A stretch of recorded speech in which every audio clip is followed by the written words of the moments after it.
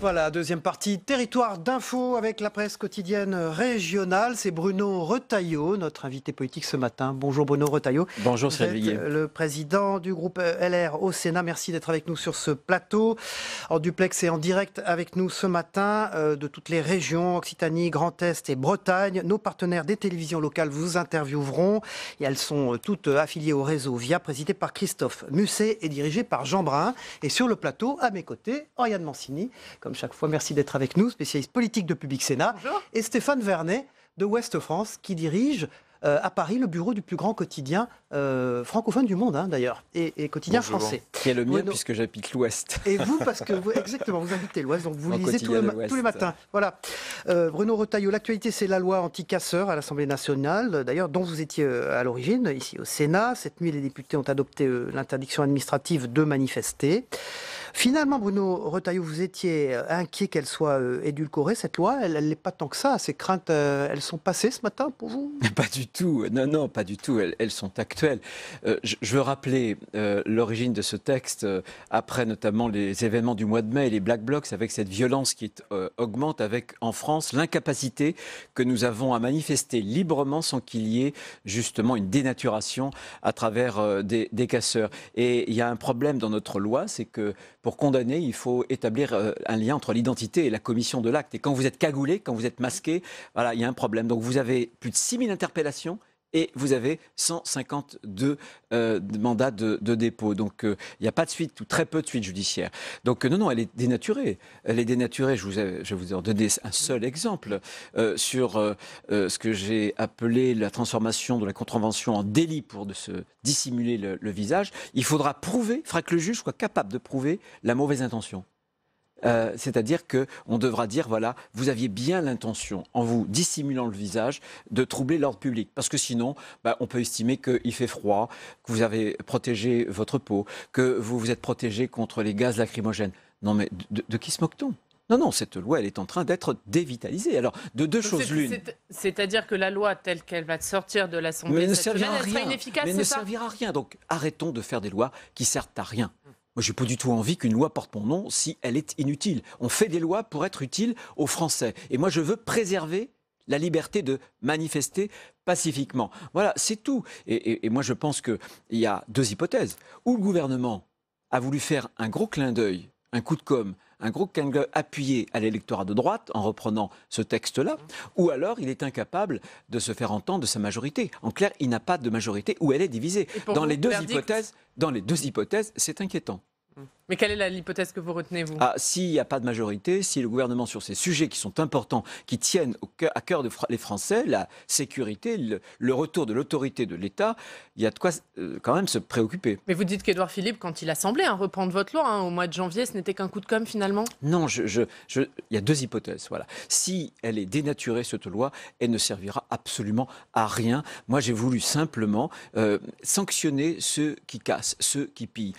Moi, je l'ai connu à Nantes. On l'a connu à Rennes. Donc, est-ce qu'on est là et on observe de façon impuissante, avec une escalade de la violence, ou est-ce qu'on essaie d'extraire les casseurs, de casser les casseurs, comme le Premier ministre l'avait dit. Il avait repris un de mes mots, d'ailleurs, que j'avais prononcé ici au Sénat. Copyright Bruno Retailleau. Non, j'ai aucune copyright. Je veux simplement qu'on puisse protéger les manifestants, qu'on protège les forces de l'ordre, qu'on protège les commerçants quand même. Voilà, il y a des gens qui s'en fichent. Il y a des commerçants qui sont en train d'être ruinés et tout le monde s'en fiche. Mais moi, je m'en fiche pas. Alors les jeux sont faits ou pas? Parce que la loi, elle va revenir au Sénat en mars. Est-ce que vous pensez avoir encore des marges, des choses que vous pourrez réintroduire, rétablir? Est-ce que vous pouvez encore négocier? Sur quel point? Moi, je crois à ce dialogue, évidemment, parlementaire, la navette parlementaire. Et donc, on améliorera notamment le point crucial, c'est ce point-là. C'est la dissimulation du visage qui doit être considéré, ce qu'on appelle en droit un délit obstacle. Il suffit de constater que les conditions sont réalisées pour pouvoir sanctionner. Il y a aussi le périmètre de sécurité. Le fait qu'on puisse aussi faire des contrôles d'identité, ça me paraît tellement évident. C'est des points qui seront extrêmement importants. Nous les rétablirons, mais on verra ensuite si, en commission mixte paritaire, les députés se montrent bienveillants. Alors, ce qui bloque une partie des députés de la majorité, c'est qu'ils craignent une loi de liberticide qui contreviendrait à la liberté de manifester. Il y a eu une intervention cette nuit en séance, celle de Charles de Courson, qui parle de dérive complète. Il a dit on se croirait revenu sous le régime de Vichy. Qu'est-ce que vous lui répondez? Que c'est n'importe quoi. qu'il aurait dû mieux lire la loi et qu'il y a des voies de recours qui existent. C'est-à-dire que quand quelqu'un fait l'objet d'une interdiction de manifester, comme il peut faire l'objet d'une interdiction, par exemple, d'aller à un match de foot, voilà, pour préserver la quiétude des matchs de foot. On y est arrivé avec la loi anti-hooligans. Alors, moi, je veux bien qu'on préserve les matchs de foot. C'est très, très important. Est-ce que préserver la liberté de manifestation, la quiétude, est-ce que c'est pas plus important? Mais il y a des voies de recours, c'est-à-dire que quand on notifie la décision, il peut la contester devant la justice administrative. Mais ça c'est dans votre état d'esprit, dans l'état d'esprit dans lequel vous avez fait cette loi. Non, c'est pas l'état d'esprit. L'état d'esprit d'un républicain, d'un gouvernement républicain. Qu'est-ce qui vous garantit que sous d'autres majorités, sous d'autres gouvernements, non, c'est la lettre de la loi. Ça ne servira pas à interdire des manifestations d'opposants politiques, par exemple. Évidemment, s'il y a des chars qui viennent en France, évidemment, s'il y a une dictature, tout saute. Non, il y a des textes. Nous sommes dans un état de droit. Voilà. J'ai consulté d'éminents juristes. Voilà. Lorsque nous avons établi cette réglementation, vous croyez un seul instant que la commission des lois du Sénat, qui est très sourcilleuse sur le plan des libertés publiques, aurait pu faire passer ce genre de choses s'il n'y avait pas des garanties? Ce que je veux dire, c'est que toute démocratie doit établir un équilibre entre deux notions, la liberté, les libertés publiques et la sécurité. Je veux simplement rappeler que la sécurité est une liberté et que quand des milliers de Parisiens n'ont pas pu sortir depuis des samedis et des samedis, des mois dans la rue parce qu'ils craignent pour leur intégrité physique, ça pose un vrai problème, la liberté d'aller et venir. Est-ce qu'on est capable de protéger? Est-ce qu'on est capable de neutraliser ceux qui viennent pour piller, pour casser, ou est-ce qu'on n'est plus capable? Si nos démocraties ne se protègent pas, eh bien, croyez-moi, la violence augmentera et c'est l'idée même de démocratie qui dépérira. Autre problème, les djihadistes. Oui, alors, liberté publique, sécurité, la protection de nos démocraties. Quel est votre point de vue, votre regard sur l'annonce qui a été faite du fait que 130 djihadistes français reviendraient en France pour y être appréhendés, jugés? Est-ce que c'est une bonne chose ou pas? Ma première réaction a été d'être stupéfait quand le ministre de l'Intérieur a indiqué qu'ils sont d'abord français avant d'être djihadistes. Non, ce sont des criminels de guerre qui ont sans doute commis des crimes de masse, peut-être des crimes contre l'humanité et voire même des crimes de génocide. Voilà. Nous inviterons ici le 6 février au Sénat une jeune fille yézidi qui à partir de l'âge de 12 ans a été esclave sexuelle de Daesh. Et j'invite toutes celles et tous ceux qui doutent de ce qui s'est passé là-bas à venir auditionner cette jeune femme qui, avec sa mère, ont écrit un livre qui s'appelle Prisonnière.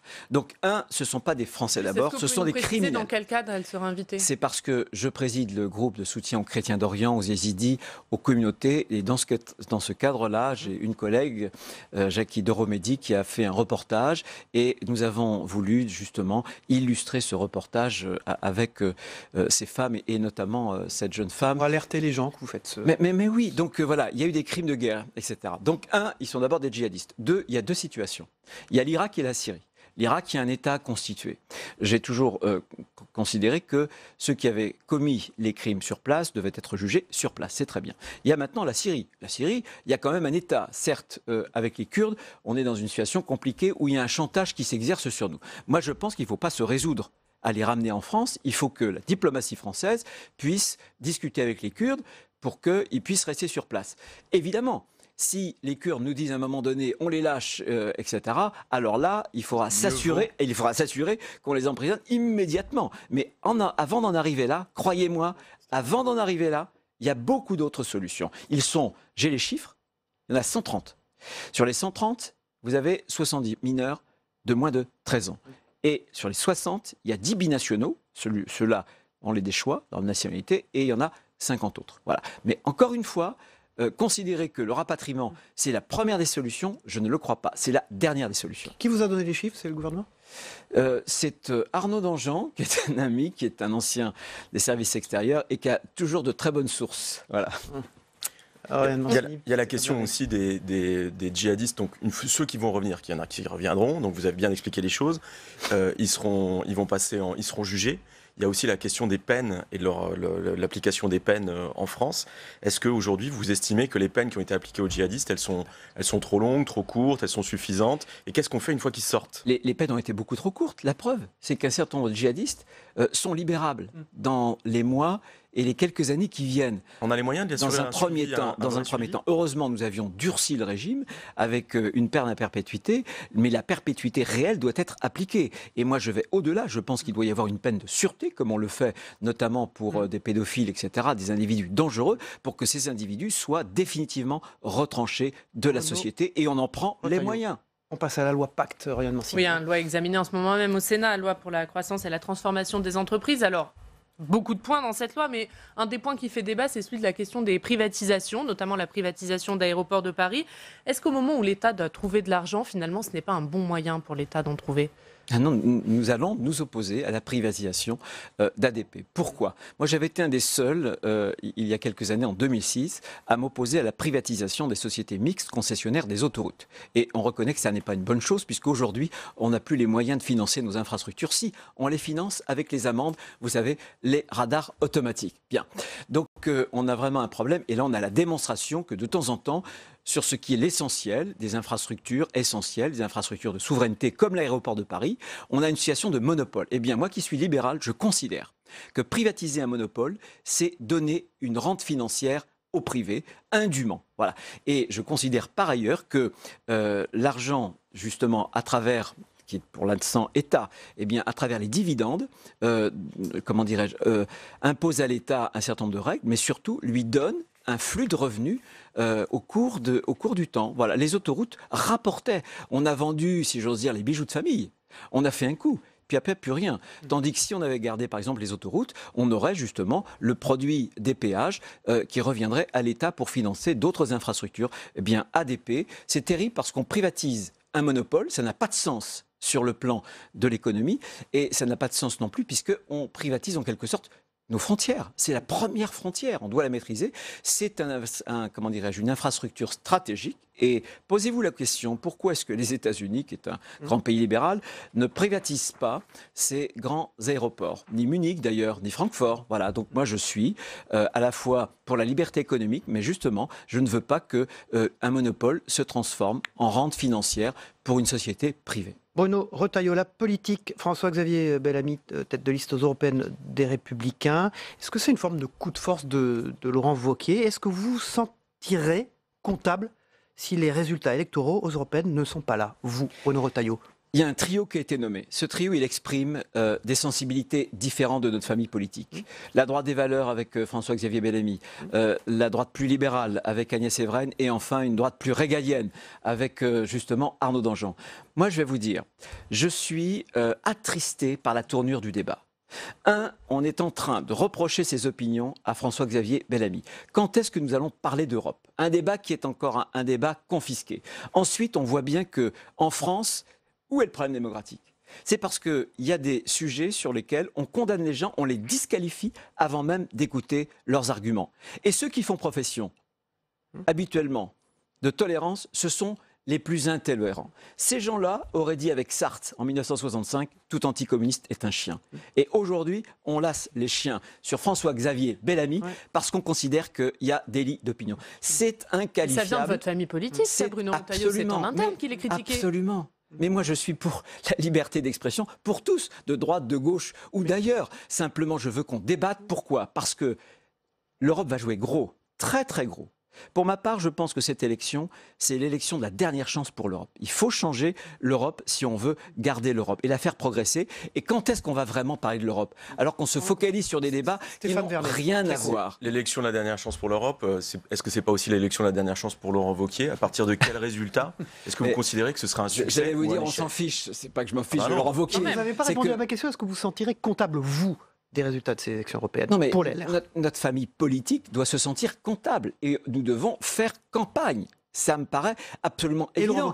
Mais je pense... Et en cas d'échec, vous n'avez pas peur que votre famille politique implose ? Mais bien sûr qu'elle est dangereuse aussi pour nous, cette élection, puisque Emmanuel Macron l'a déjà proclamé, il veut profiter de l'élection européenne pour faire un jeu politicien, pour fracturer un peu plus la droite.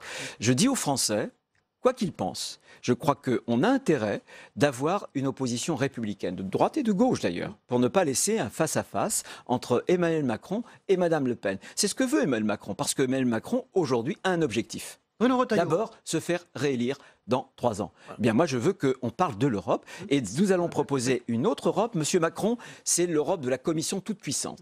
c'est vraiment le fédéralisme. Et puis Mme Le Pen, elle ne veut pas du tout d'Europe. Eh bien nous sommes capables, et nous aurons sans doute avec le PPE, nous serons majoritaires, nous ferons avancer une Europe qui respectera les peuples et qui protégera les peuples, les frontières et les emplois. Alors, avant de parler Europe, vous avez en parlé, on va parler du grand débat. On a la chance d'être en duplex, en direct. C'est une première, pour vous aussi d'ailleurs, avec les régions en France, l'Occitanie, le Grand Est, la Bretagne. On va démarrer avec l'Occitanie. C'est Olivier Roiran, qui se trouve à Montpellier, qui est rédacteur en chef de Via Occitanie. Il a une question à vous poser. On l'écoute. Bonjour Olivier. Rebonjour. Bonjour Cyril, bonjour Bruno Retailleau. On l'a vu pour ce débat national hier à Montpellier, pour l'épisode montpelliérain. Les propositions, les paroles des Français partent un petit peu dans tous les sens, au-delà même des 4 thèmes proposés par le président de la République. Est-ce que cela va aboutir à quelque chose? C'est la première question. Et deuxième question, vous qui êtes dans l'opposition, est-ce que vous n'avez pas un rôle à jouer de rapprochement par rapport au président de la République, à Emmanuel Macron, d'union sacrée, pour faire en sorte justement que ces propositions des Français aboutissent à des mesures concrètes? Réponse concrète. Il y a 2 questions. La première, moi je me félicite de ce grand débat. J'ai encouragé ma famille politique à y participer. Première chose, le seul point, c'est qu'un débat, ça doit déboucher sur des décisions. C'est la suite du débat qui sera importante. Parce que la démocratie, c'est le dialogue, le débat, puis ensuite la décision. Qu'est-ce que le président de la République nous proposera? Texte de loi ou référendum? Première chose. Deuxième question, vous dites, est-ce qu'il ne faut pas tendre la main? Bien sûr. Et nous l'avons fait, puisque vous savez que ma famille politique au Sénat, juste avant Noël, nous avons voté les mesures proposées par Emmanuel Macron. Nous avions des critiques à faire, mais moi j'avais dit à mon groupe, j'avais dit à ma famille politique, pas question de tergiverser, pas question de ne pas honorer une parole présidentielle. Il y avait eu un engagement. Vous imaginez si le Sénat aurait détricoté et si les mesures annoncées pour le début janvier auraient été repoussées de semaine en semaine. Donc vous voyez, au Sénat, on est de toute façon dans une intelligence constructive à chaque fois. On ne dit jamais oui par discipline et on ne dit jamais non par esprit systématique. Ça c'est du Gérard Larcher dans le texte. Je cite mon ami Gérard Larcher. Voilà, merci l'Occitanie. Je suis prêt à lui payer des copyrights. Merci Olivier. Décidément dans les copyrights ce matin. Merci Olivier Roiran à Montpellier. On passe maintenant au Grand Est. On va dans les Vosges avec Via Vosges. C'est Dominique Renaud, le patron de cette chaîne affiliée à cette matinale. Dominique, allez-y. Question à Bruno Retailleau. Oui, Bruno Retailleau, bonjour. Une des indications du mouvement des Gilets jaunes que l'on retrouve dans le grand débat, c'est cette défiance grandissante envers la classe politique. Alors, c'est pas quelque chose de nouveau, puisque à chaque soirée électorale, depuis des années, les premiers chiffres qui nous arrivent, ce sont ceux de la participation, une participation qui est en baisse. Et le discours des politiques sur le plateau, au niveau local également, c'est de dire il faut qu'on change la manière de faire de la politique. Alors, il y a des expériences locales qui sont lancées. Ici, le député de la première circonscription va lancer des conseils citoyens, mais au niveau national, on a l'impression que cette fracture a beaucoup de mal à se résorber. Alors, est-ce qu'il y a une autre manière de faire de la politique pour un peu réconcilier les Français avec leur classe politique? Bruno Retailleau.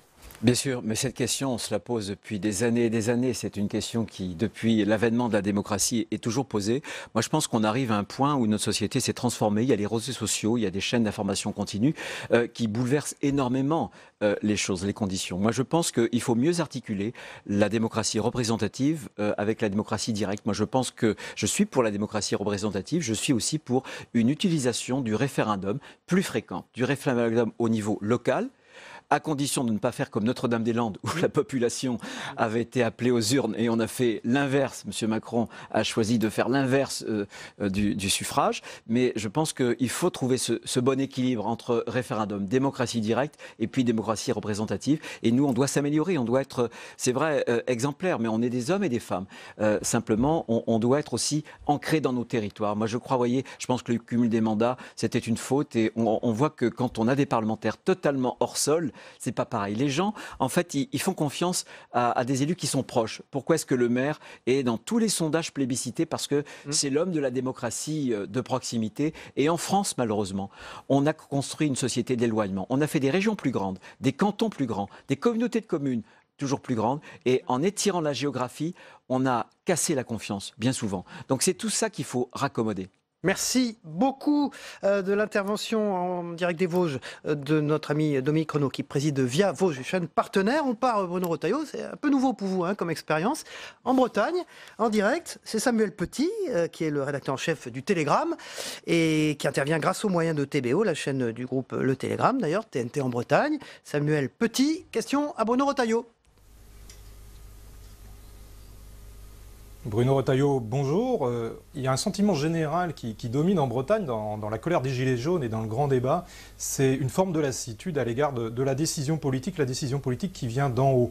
Le 80 km/h, la taxe carbone, ce sont des questions qui ne se posent pas de la même manière aux confins de l'Île-de-France, aux confins de la banlieue toulousaine ou en centre-Bretagne. Alors vous qui êtes d'un département qui a un fort volontarisme local, dont le développement économique repose sur ce fort volontarisme, est-ce que vous appelez de vos voeux finalement une après-loi NOTRe, une nouvelle décentralisation qui peut-être amènerait plus de marge d'application, marge de manœuvre dans l'application des textes de loi et ce fameux principe de subsidiarité qui donnerait un nouveau souffle à cette démocratie locale? Bruno Retailleau. J'ai pas grand-chose à rajouter. Moi, je suis un homme des territoires. J'ai dirigé une communauté de communes, un département et une région. Et je pense que la France est trop jacobine, elle est beaucoup trop parisienne. Et si on veut imaginer la France de demain, il faut que la France puisse respirer. Et je crois que vous avez totalement raison. Donc, je pense qu'au niveau de la démocratie locale, je parlais de référendum au départ sur le terrain. Et je pense qu'on peut le faire de façon beaucoup plus évidente. Je suis favorable à un acte 3 de la décentralisation. J'y travaille avec Gérard Larcher. Je pense que c'est absolument fondamental.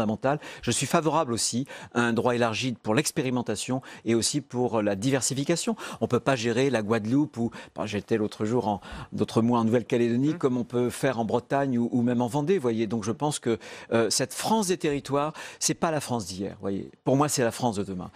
Et il faut y revenir parce que tous les grands défis, par exemple le défi énergétique, on ne va pas en parler ici avec la transition énergétique, mais je pense que tous ces grands défis-là, on les résoudra non pas à Paris ou dans des grandes métropoles. Il nous faut des grandes métropoles, mais on les résoudra avec nos territoires. Vous avez totalement raison. Ça, c'est une belle idée qu'il faut porter. Du Télégramme et TBO, présidé par Hubert Coudurier, à Ouest France, Stéphane Vernet, ce grand débat national, toujours et encore. À partir du moment où on parle de débat, on parle aussi de dialogue. Est-ce que vous avez le sentiment d'être entendu? Est-ce que le gouvernement, notamment le président de la République, a changé d'attitude, notamment par rapport au territoire? Est-ce que vous venez d'évoquer l'acte 3 de la décentralisation, parce qu'on a l'impression d'avoir un pouvoir qui est volontaire pour l'expérimentation et la déconcentration, peut-être moins pour la décentralisation. Vous savez, moi je suis très méfiant parce que nous sommes ici au Sénat. Je me souviens du 17 juillet 2017. Juste après l'élection présidentielle, Emmanuel Macron, son Premier ministre, était venu ici et ils avaient proposé devant des élus, devant un aéropage, une nouvelle étape en parlant de pacte girondin. Qu'est-ce qu'il en a été? On n'a jamais eu autant de reconcentration, de recentralisation. Donc moi, je jugerai désormais le pouvoir à ses actes. Il ne faut surtout pas juger Emmanuel Macron à ce qu'il dit. Il est excellent pour faire de grands discours, de beaux discours, pour se mettre en scène aussi, mais parfois les actes ne suivent pas les mots. Donc moi je pense qu'il faut le faire. J'ai le sentiment qu'il y a une prise de conscience.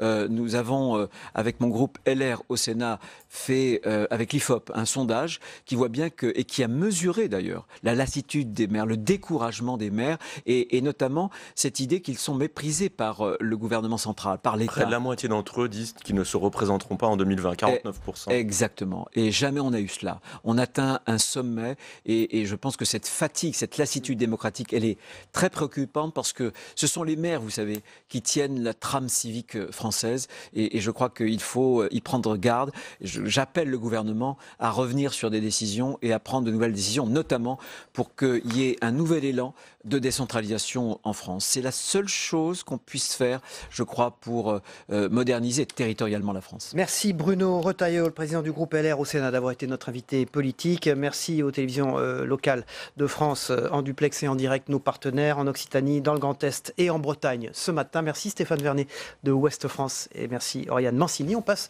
au Zap Matin, ce que vous devez savoir, ce qui s'est passé également dans les autres matinales d'infos ce matin. On regarde ensemble, on se retrouve après. Les citoyens qui ont participé à l'émission de Cyril Hanouna l'autre soir avec Marlène Schiappa, votre collègue, ont réclamé la suppression de la TVA pour les produits de première nécessité qui d'ailleurs sont en train d'augmenter de 10% pour le Nutella, de 6% Le Nutella n'est pas un produit de première nécessité. Oui, bien, en tant que ministre de la Santé, je préférerais même que... Cette hausse de prix de 6% en moyenne est le résultat de l'application d'un volet de la loi alimentation qui impose aux distributeurs 10% de marge. Une somme censée être reversée à l'industriel ou aux producteurs. Je suis favorable, personnellement, à réduire la TVA, en tous les cas pour certains produits. Et je crois que le ministre en charge des comptes publics est en train d'instruire ce dossier. On n'a plus le droit de vendre à prix coûtant, on n'a plus le droit de faire des super promos. Et là, on nous demande, à l'heure des gilets jaunes et des demandes sur le pouvoir d'achat, on nous demande de remonter les prix au moins jusqu'à 10%. Moi, je trouve ça, c'est du délire. Mais on vit une période assez dingue. Lors d'une réunion en septembre dernier, à Matignon, Édouard Philippe et Stéphane Travert, ministres de l'Agriculture de l'époque, reçoivent tous les acteurs de la grande distribution. Un participant raconte « Michel-Édouard Leclerc a pété les plombs ». La même source ajoute « Il a dit au Premier ministre « Cette loi, c'est n'importe quoi ».